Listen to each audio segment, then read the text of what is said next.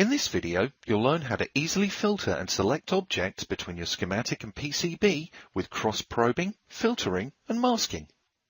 Let's begin by exploring how cross-probing works. This is a handy feature that allows you to visually identify where a specific object in your PCB is located when referenced from a schematic, or vice versa.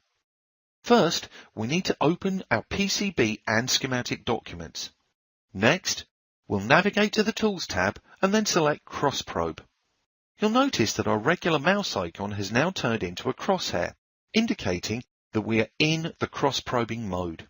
Before we cross-probe our first component, let's cover the two cross-probing modes. In continuous mode, you'll remain in your starting document after selecting an object to cross-probe. In jump mode, cross-probing an object will make the target document the active document. Let's explore cross-probing in continuous mode first. To do this, all we have to do is left-click on a component. As you can see, we've selected a component which is then selected in our PCB document while we remain in our schematic. To use the jump mode, you'll need to hold down the Control key and then left-click your desired object. With jump mode used, we've now shifted to our PCB document with the selected object highlighted.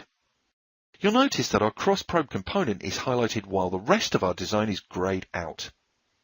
If we'd like to make this contrast less drastic, we can change the mask level.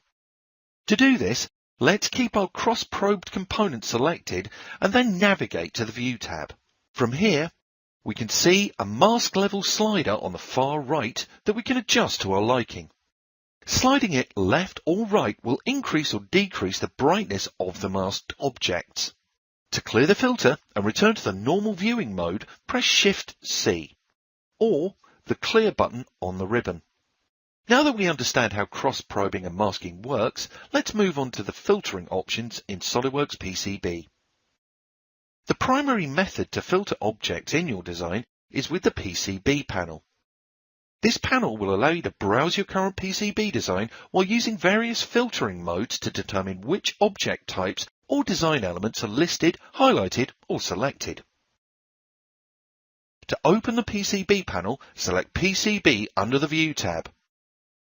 With the pull-down menu, we can easily select the specific kind of object we want to filter. In our example, we'll choose Components as our category, and then, under Component Classes, we'll choose All Components. Within the filtering result, we can then select single or multiple objects to review or edit.